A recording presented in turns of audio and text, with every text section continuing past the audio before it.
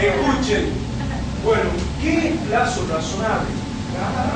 Otra cuestión. La Corte Interamericana, por ejemplo, considera irrazonable la resolución de la apelación del auto que disponía la prisión preventiva, que había demorado 4 años y 2 meses para resolver. Considero un plazo absolutamente irrazonable. 4 años y 2 meses. Ya vamos ahí. Escuchen, ¿qué es el plazo razonable? ¿Por qué la Corte de las garantías que hacen al debido proceso exige el plazo razonable? Porque hace la seguridad jurídica, es decir, ningún proceso puede estar abierto, cualquiera fuese su naturaleza, sin el IE. Entonces, necesito que el proceso visto intangiblemente como un todo, desde el primer acto hasta la sentencia firme, se resuelva la respuesta que el Estado da, tenga que ser una respuesta que la da razonablemente. ¿Por qué? Porque las garantías que el pacto establece son garantías contra el Estado. Repito, las garantías convencionales son garantías contra el Estado. Son garantías que se establecen en favor del ser humano y que se establecen por el fin de decir que el uso del poder en cabeza del Estado tiene un límite, o tiene límites, y esos límites están dados por los derechos que hacen la dignidad humana. Es decir, que las garantías siempre son contraestatales, tratan de ponerle freno al avance del poder en cabeza del Estado. Entonces, el concepto de tiempo razonable es un concepto que supone una ponderación. Y de acuerdo a la jurisprudencia de la Corte, se define por 4 elementos. Yo voy a definir si el tiempo es razonable en el caso concreto, tomando en cuenta complejidad de la causa, la actividad procesal del interesado, del que impulsa, sobre todo en materia civil, la causa, se verá también los querellantes en materia, querellantes particular en materia penal. La conducta, perdón, la actividad procesal del interés, primero la complejidad, segundo la actividad procesal del interesado, tercero la actividad del propio órgano jurisdiccional, sobre todo del órgano jurisdiccional para, como todas las normas procesales adjetivas le dan poderes, deberes al juez para la buena fe que hace el proceso y la moralidad del proceso, el juez tiene que tener timing suficiente para distinguir cuando un determinado recurso tiene una finalidad defensiva de cuando es meramente dilatorio. Y el juez allí puede activar, puede y debe aplicar todas las medidas necesarias para, si es necesario, colocar las sanciones que la legislación procesal prevé para aquellos que incurren en maniobras dilatorias. Y cuarto, que es muy importante, analizar si la duración del proceso afecta la situación jurídica de la persona involucrada. Significa si la afecta en sus derechos. Y si la afecta en sus derechos ahora, no potencialmente, sino de manera actual, si esa dilación en resolver su situación puede afectarla de alguna forma. Lo que pasa en Fornerón. En Fornerón, por ejemplo, claro, Fornerón, exactamente. ¿Le puede comentar a su? En el caso de Fornerón es un padre que reclama la restitución de su hijo porque fue entregado en adopción por la madre y no le iba a conocer. Después él se entera que había sido entregado. La cuestión es que el hizo restitución de años a la niña. Sí, duró 12 años. 12 años. Bueno, la cuestión es que se fue a la Corte Interamericana. La nena ya tenía 12 años de edad. El padre pidió la restitución. La jueza dice no, primero hubo una audiencia, lo dilataban, después lo da y lo reconoce, no obstante haberlo reconocido, no le restituyen, después se hace el ADN, no obstante haberse hecho el ADN, tampoco le restituyen, y se dispone de por 10 años se completa una sola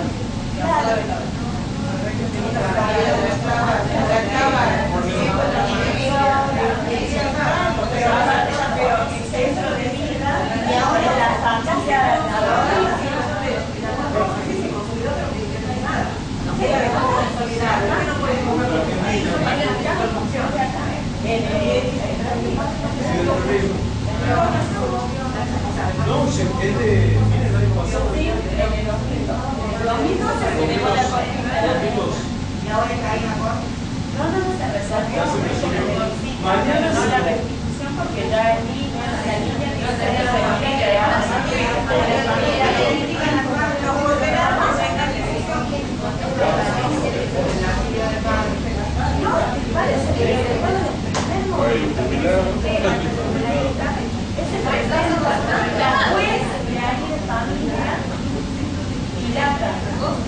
se ordenó primero la audiencia, que no, que después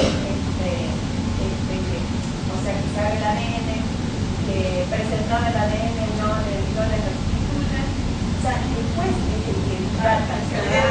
No se lo doy porque el chiquito consolidó su relación con la familia. No, es más el tipo.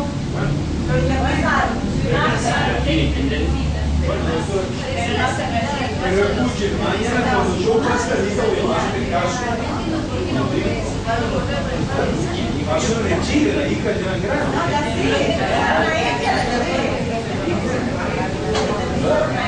Sí.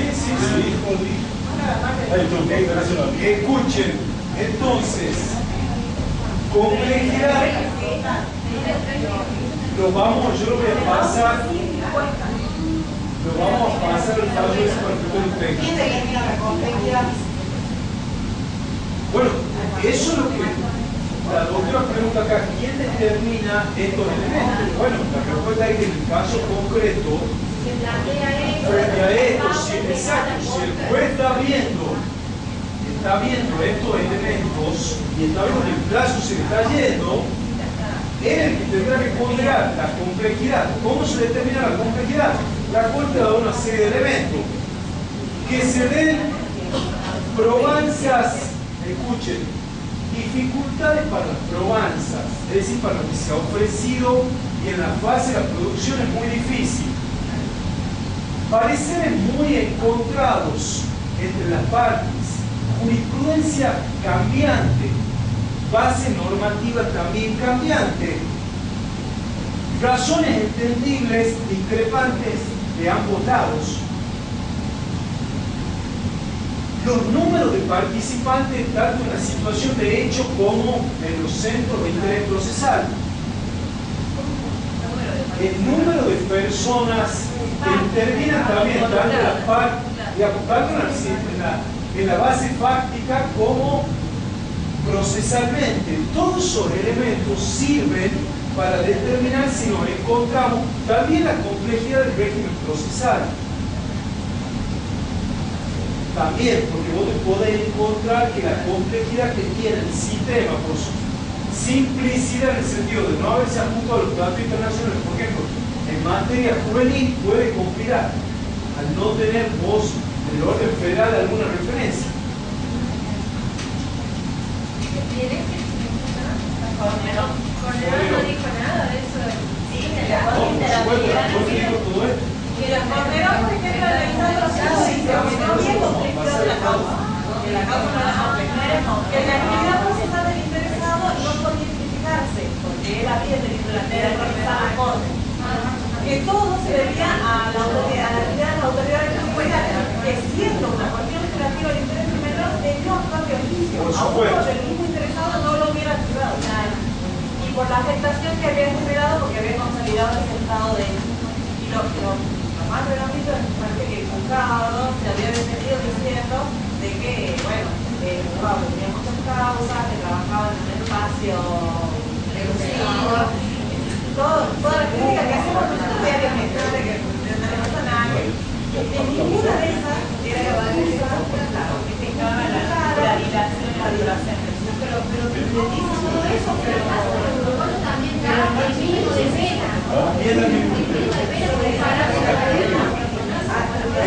Escuchen, amigos, por favor, escuchen. Sí, escuchen, por favor, amigas y amigos, escuchen.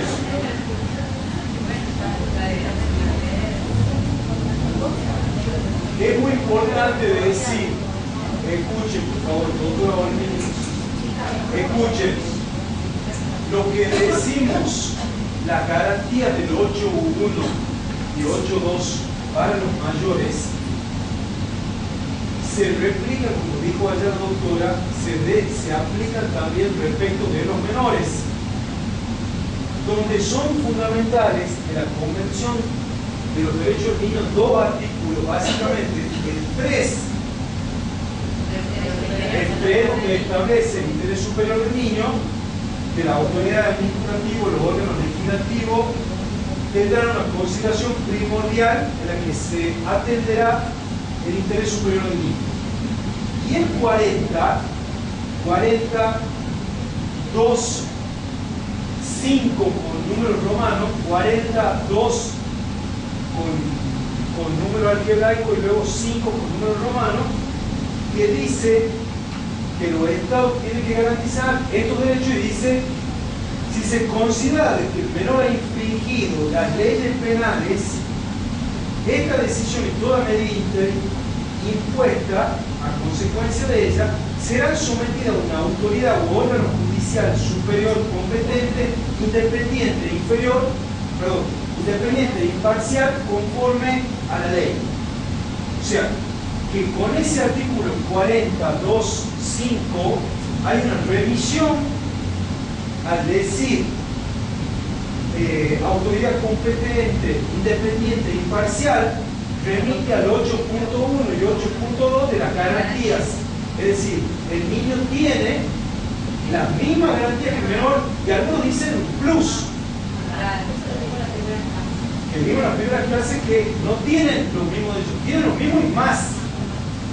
Y ahí aparece como llave 3 del interés superior. ¿Está claro? Que dice allá la doctora, eso lo obligaba después todavía más a actuar de oficio para velar por el interés superior del niño. Porque cada día en la demora de la decisión se creaba, se cortaba el centro de vida en la familia. Así es. Así es. Pero esta dice hasta que queda difícil. Claro, por supuesto. No, la convención no lo dice acá, pero se aplica en materia, digamos, se aplica la opinión consultiva 18, se aplica la opinión consultiva 17, que es clave en materia penal política. La opinión consultiva 17, de la Corte Interamericana. No, pero hay algunos jueces que los llevan hasta los 21. Hasta los 18, pero quiero decir, a eso hay que complementarlo con las normas de Beijing y con la opinión consultiva 17. Doctor, y hay en ese caso, pongamos el Estado tiene que reparar ese daño, por favor, en el caso del padre, sí. En el caso del menor, ¿cómo va a reparar qué pasa en ese caso del menor? ¿Quién lo indemniza? ¿Qué pasa con el menor? Se establecen, también en el caso de Chile, se establecen indemnizaciones en cabeza de los menores. Al padre y la doctora dice, bueno, pero no te devuelve nada.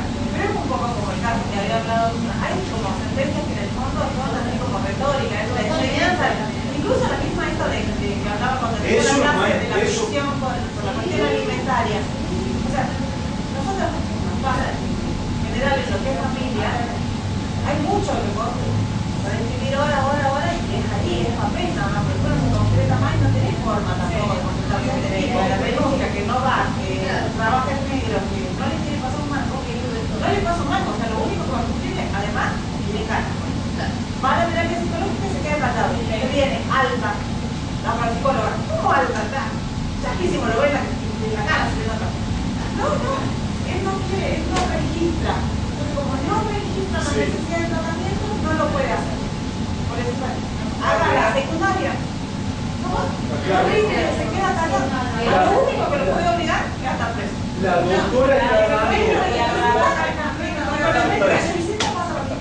Escuchen, son sistemas. La importancia que tiene, doctora Olmi, lo que se genera con el sistema, es que lamentablemente a veces esta causa, que son los leading case, en definitiva lo que terminan haciendo es permitiendo no tanto la reparación en ese caso. Sí, no, reparar. Por supuesto, lo siguen subiendo. Pero lo siento injusto. O sea, por supuesto, yo sí que después tal vez no pase, pero al tipo, sí, te ponen alto la vara. O sea, el sistema privado, cuando habló del tema este de que lo mandan presa de alimentos, al día siguiente el banco colapsado, el banco gordo, no de la cuota monetaria. Por supuesto. Y después se olvida. Sí, siempre pasa, se olvida. Por supuesto, pero a lo que voy es, una cuota para contestarle al doctor, como el artículo 2 del pacto dice que el objetivo es, hemos dicho, que el Estado produzca un cambio en su legislación u otras prácticas. Esto tiene un efecto cultural también, en el sentido que muchas de las resoluciones de la Corte, por ejemplo, muchos países lo condenaron a, en el caso de Chile que veíamos, se le estableció al Poder Judicial de Chile todo un sistema de cursos para capacitar a sus jueces en materia de género. En países donde se producían violaciones sistemáticas a los derechos humanos, se estableció un programa educativo para las Fuerzas Armadas. Las Fuerzas Armadas tuvieron que establecer monumentos. Es decir, además, los fallos de la Corte Interamericana tienen ese, como dijo allá la doctora, esa carga simbólica, ella la llamó retórica, que además de la reparación tardía en el caso concreto, busca generar un efecto pedagógico para el resto del sistema. ¿Está claro? Es decir, que también conllevan esas medidas. Sí, ¿qué otra cuestión? Estoy mareado con... El tema de eso de la ejecutabilidad de las sentencias. Sí. El tema de la acumulación. Sí. Yo creo que hasta la Corte realmente expectativa de la familia. Y hoy, la madre está enloquecida, o sea, llorada de ser el fiscal, los jueces, son los corruptos, Tuvo que ir a la Corte Interamericana para volver a eso. 10 años por violación de su libertad, porque después de 22 años no puedo que haya pruebas de los muertos de la familia. Si en el momento no recabaron las pruebas, por eso les digo que esto hasta injusto es. Porque creo que Claro, pero el tema es, por supuesto, había prescripto, pero lo que quiero decir, a mí me parece que vamos a ir otra vez a la Corte Interamericana. y yo creo que vamos a ir, Va a ir nuevamente. pero la defensa en sí misma, o sea, la querella particular con esta norma de derecho interno que dice que el fiscal pidió 6 años, y le dio 3 años, el máximo de la pena es 6 años, y le dio 3 años. Si le dan la mitad, no puede recurrir. No puede ganar. Probablemente en esta causa haya, pero en esta causa probablemente vaya a pasar algo, porque amigos, esto yo quiero tocar rápidamente. Se están poniendo el concepto, allá dije la prescripción. Ya hemos visto que luego del caso Bulacio vino el caso Derecho. También va a acabar el tema de la prescripción, que es totalmente relativa. Absolutamente relativa, ya para la Corte Interamericana, es relativa a la prescripción y la cosa juzgada irrita. Probablemente esto llegue a la Corte Interamericana por cosa juzgada irrito fraudulenta. ¿Aclaró? Entonces, a lo que voy es que la Corte Interamericana, ya habíamos visto también en el caso Bueno Alves, que es el que luego viene de Bulacio contra Argentina, de tortura en comisaría, que la Corte Interamericana ya está distinguiendo 3 clases de delitos. Los delitos de lesa humanidad, en en planos de desaparición masiva y sistemática imprescriptible, los delitos comunes y las violaciones a los derechos humanos consideradas graves, respecto de lo cual, como dice aquí la doctora Olmi, se relativiza la prescripción y a veces también la cosa juzgada. Ojo con eso. ¿Y qué? ¿A qué considera eso? El picaneo hecho por un policía, la corte, sin que sea el marco de desapariciones sistemáticas de personas, ese hecho aislado, la corte interamericana está comenzando a considerar grave violación aislada de los derechos humanos. O sea que, respondiendo a esta pregunta, puede que lo vuelva por esa vía, diciendo que ya consiguió ella su primera sentencia en la Corte Interamericana, madre, Lacio. La madre y la abuela. Bien. Entonces,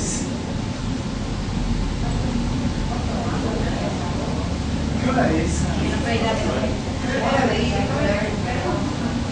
Bueno, por último, respecto de la recarga, hemos visto respecto de la complejidad, los elementos para tener en cuenta en el tema del plazo razonable, las dificultades, etc. Después tenemos la conducta procesal de las partes y del propio órgano jurisdiccional, como dijo acá la doctora, que no se cumplía. Ahora bien, la Corte Interamericana tiene dicho que no puede invocarse,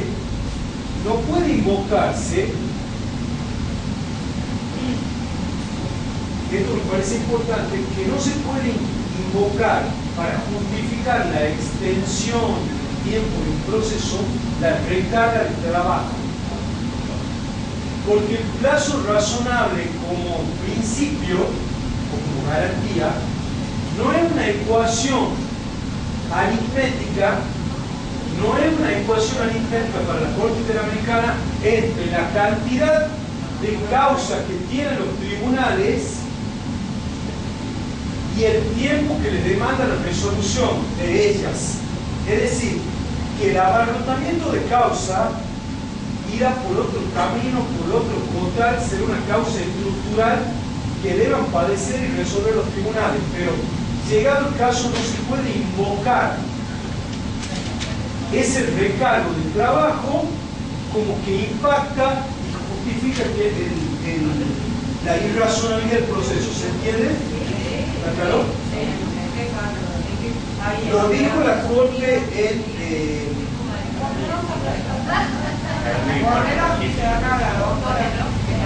También lo dijo en Fornero, no tengo el párrafo, pero ya le voy a mandar, pero eso lo dijo el Jaramillo, párrafo 155. Bueno, está en Jaramillo.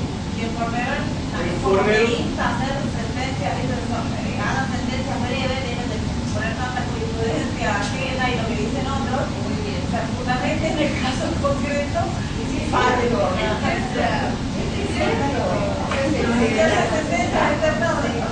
la verdad, yo no lo leí en el palo, leí un comentario de palo, no sé si es propio de la otra comentario o en el palo. Eso es claro, es Wikipedia, hacer sentencias externas que no dicen nada.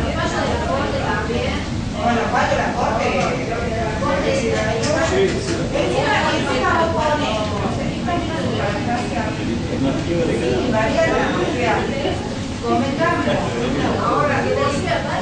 Ahora, pero pone que te saca también. Acá la corte, o sea, te dice que tenés que tener los fallos que se entiendan toda la cuestión y después te exhorta la corte nuestra a aplicar las reglas de la Siria y imponer los yus. Entonces vos tipo le decís, el abogado tiene 28 yus. Eso no tiene. Eso me da mal. ¿Entendés? O sea, es totalmente contradictorio. Es totalmente contradictorio. ¿Y la comisión qué hace? La comisión, claro, la comisión es así, digamos. El artículo 46 fija allí que hay un plazo, creo que de 6 meses, para cuando se agota la vía interna, plantear el caso ante la comisión. Estos son los que ven que se haya agotado la vía. En la hipótesis de que se haya agotado la vía, porque hemos dicho que en el caso de que no hay debido proceso, yo voy directamente a la comisión. ¿Está claro? La comisión, escuchen, la Comisión Interamericana sustancia una suerte de, no es técnicamente un proceso, pero es como una etapa prejudicial.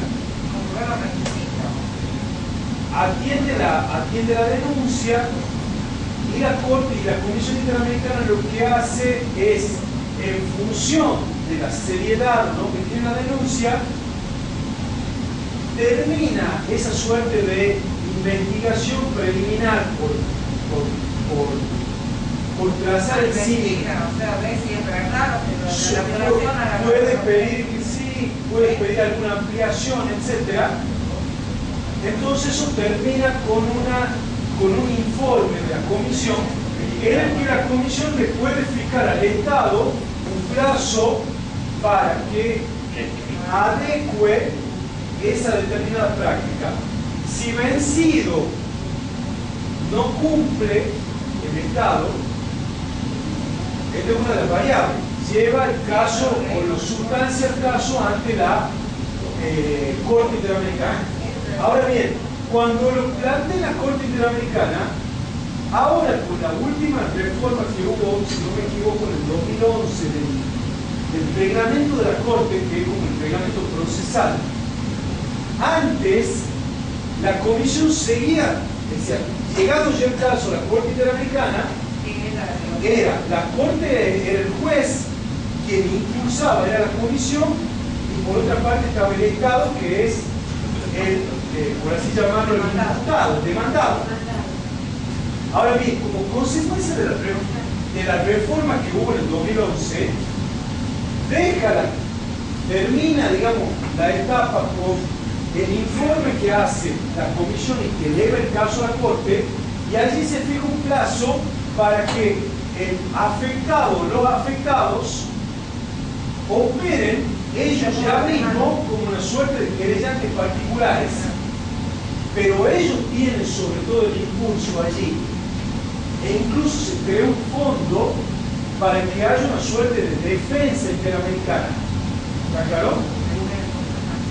Hay un defensor interamericano para aquellos casos que no puedan pagar su propio abogado particular. ¿Está claro? Pero con eso se tiende, doctora, a que ya no es tanto el impulso de la Comisión Interamericana, sino el impulso es del particular. ¿Está claro?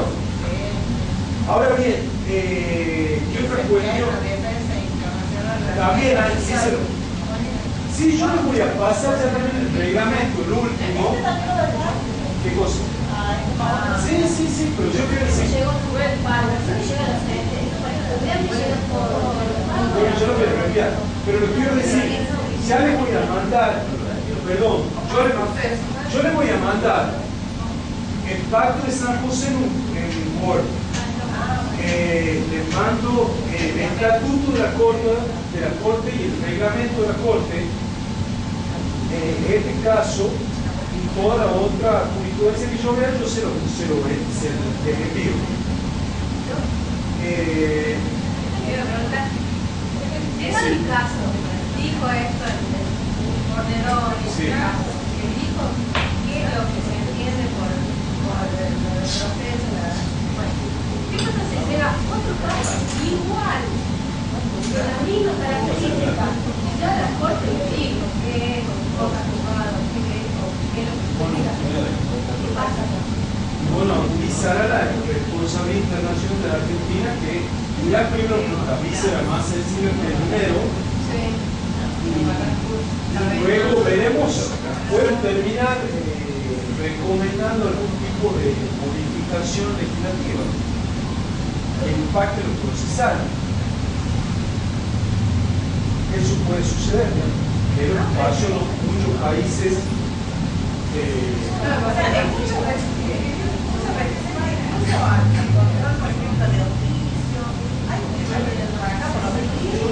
Pero amigos, escuchen, supongamos que vamos a razonar de buena fe.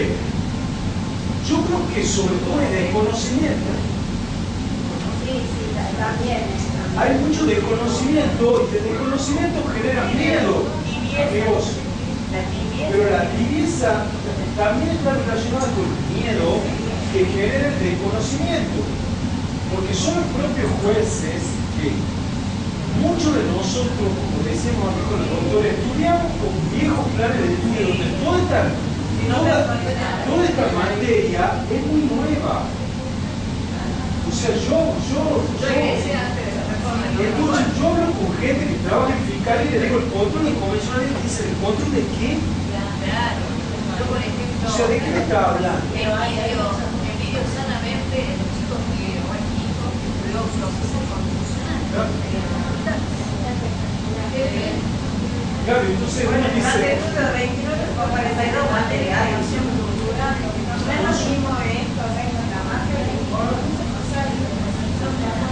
Pero doctora, escuchen, doctora, escuchen, la Corte Interamericana ha dicho también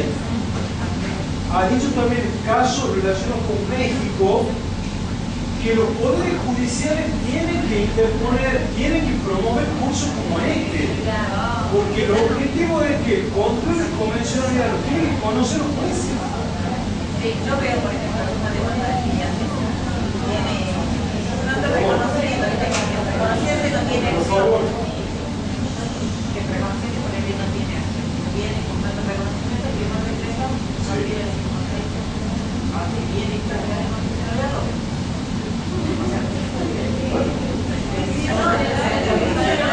Bueno, se afecta el debido proceso, lícitamente.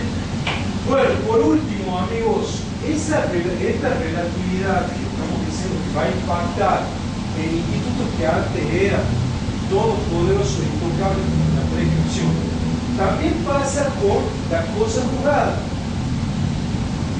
Y allí aparece el concepto de la relatividad de las cosas juzgadas. ¿En qué sentido? Y ya no solamente la relatividad de las cosas juzgadas frente a violaciones sistemáticas de los derechos humanos, que nosotros tenemos el caso de Argentina, Maceo, donde la Corte directamente relativizó las cosas juzgadas, que se trata de una persona que había sido beneficiada con indulto del presidente Menem, la causa estaba prescrita y pasa de la autoridad de cosas juzgadas. Y luego con las declaraciones de inconstitucionalidad de las primeras leyes de olvido, el caso llegó a la Corte y la Corte volvió sobre una sentencia propia de ella misma que había sostenido que la causa estaba basada en la autoridad de cosas juzgadas. ¿Aclaró? Ahora, ya la Corte Interamericana no solamente relativiza las cosas juzgadas respecto a lo que pasó en los 80 con las violaciones sistemáticas de derechos humanos, sobre todo frente a las leyes de autoamnistía, etc., sino que acá, fíjense, caso Campio Nicol versus Guatemala, párrafos 130 y 132. La Corte dice que la cosa juzgada fraudulenta o írbita resulta de un juicio en el que no se han respetado las reglas del debido proceso, o cuando los jueces no obraron con independencia e imparcialidad. Por lo tanto, no podría invocar el Estado como eximente de su obligación de investigar y sancionar la sentencia emanada de procesos que no cumplieron con los estándares de la Convención. ¿Está claro? Es decir, que si en el caso concreto se advierte que no se han cumplido con los estándares del 8.1 u 8.2 o 25 que el amparo, eventualmente, si el caso llega a la Corte Interamericana, excepcionalmente, si la Corte advierte que no hubo, dice tres cosas la Corte, que no hubo voluntad real de investigar la verdad, B, que hay o terminan con sentencias en el plano penal que son condenatorias irrisorias respecto a la magnitud del delito investigado. O 3, cuando en realidad se advierte que no hubo un proceso real, sino una serie de subterfugios para no someter a alguien al accionar de la justicia. Entonces, si se advierten esos elementos, eventualmente la Corte puede, como pasó en Argentina con el caso que hemos visto derecho, la Corte consideró que no se podía invertir, no se podía dar prioridad a la prescripción en lugar de la investigación de la verdad. Porque dice que el derecho a la verdad es un derecho individual que tiene cada uno, pero un derecho colectivo que tiene la sociedad. Y que está vinculado con las obligaciones generales que tiene el Estado en virtud del artículo 1 y 2 del pacto. ¿Está claro? Entonces, amigos, yo lo único que he pretendido con esto es que ustedes conocen todas estas herramientas. Se haga todo el andamiaje y ustedes en sus argumentaciones pueden ser más sólidas, no solamente de lo nacional, sino de lo supranacional. Entonces ustedes ya saben, obligaciones generales del Estado 1 y 2. El 29, promine, me obliga a la norma más favorable. Si lo vi, garantía debido proceso 8.1, 8.2. Y en el 8.2 tenemos que discutir si la doble instancia va también para los procesos que no son estrictamente penales. ¿Está claro? Después hemos visto la igualdad del 24. Hemos visto la cláusula federal por la cual el Estado garantiza lo que se hace en Catamarca.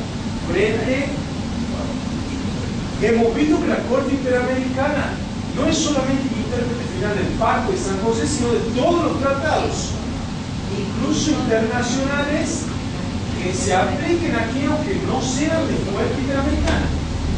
¿Está claro? Entonces, con todos esos elementos, ustedes ya tienen el principio de progresividad aplicado a lo sociocultural, previsional, etc. Hay un piso y ese piso implica que no puedo retroceder, sí progresar. Y eso, llevado a materia penal, es la no regresividad. ¿Está claro? Entonces, si ustedes tienen todos esos elementos, después de hecho no enumerado, y al mismo tiempo yo puedo invocar cualquier otro derecho no enumerado en la medida que sea prominente, más favorable, o bien compatible con un régimen republicano democrático. Entonces, con todos esos elementos, ustedes ya pueden reforzar el control. Entonces ustedes ya dicen, estoy haciendo control de constitucionalidad o de convencionalidad. Y no sé, no hombre, yo sé que tengo un bloque, ese bloque tiene normas de diferentes fuentes, lo tengo que aplicar y que lo puedo hacer de oficio. Y ya, dice la doctora, acá hay miedo del control de constitucionalidad, si es de oficio. Entonces la doctora ya sabe que puede citar trabajadores cesados del Congreso y alguna ciudad de llano, donde la Corte mandó a hacer control de convencionalidad de oficio, hace toda la argumentación. Me parece que si ustedes resuelven así como tribunal inferior, le generan un piso argumental a la Cámara que tiene que intervenir o al tribunal superior, que van a tener que... Bueno, pero es que no. Pero quiero decir, el objetivo, amigos, es que el cambio cultural lo generen ustedes y que lo que argumentalmente el dicho que esa jueza de Córdoba sabe que lo que está haciendo es levantarle el piso de la discusión a la Cámara de Acusación de Córdoba. O sea, el objetivo que tienen que tener ustedes es, en esta discusión pública, subir el techo al tribunal que está por encima. Entonces, en la medida en que su argumentación aparezcan todos estos elementos, se robustece a la larga en Catamarca la discusión respecto al control de constitucionalidad y control de constitucionalidad. Solo eso. ¿Está claro? Y bueno, terminamos por hoy con esta cita me parece, de García Ramírez, que dice: el juez interno que ejerce el control de convencionalidad y en general todas las autoridades domésticas a las que se le atribuyen por el pacto obligaciones de prevención, respeto, garantía y reparación, deben conocer el amplio contenido de este derecho internacional para actuar en consecuencia. Ello no implica, por supuesto, que el juzgador doméstico debe aplicar directamente esas expresiones del derecho internacional, pero les servirán para establecer el alcance de los términos de una convención y en consecuencia fijar el marco del control de convencionalidad o de constitucionalidad que vaya a ser. En fin de cuentas, este gran conjunto de normas, disposiciones, requerimientos, aplicaciones, etc., integra el universo de estándares. Eso es, amigos, estándares. Se le amplían los estándares internacionales en los que se remite el Estado y la reclamación de los particulares. Son el marco, el punto de referencia, la guía para uno y para otro, constantemente invocados y discutidos. Bajo esta luz se mira o reconstruye el nuevo derecho atento a los derechos humanos. ¿Está claro? O sea, el objetivo es que el abogado lo limpie al control de convencionalidad, ustedes lo hagan, suban el techo al tribunal que está por encima y de eso se trata, solamente. ¿Sí? Bueno, nos vemos entonces mañana. Algunos comenzaron 9, 9 y 4. Entre las 9 y las 9 y 4. Okay.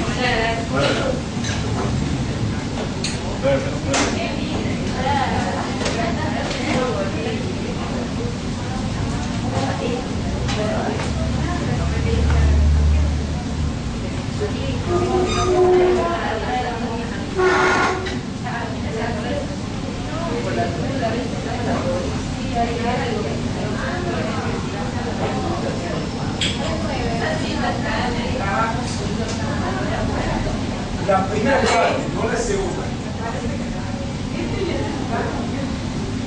Si no está la primera parte, no la segunda.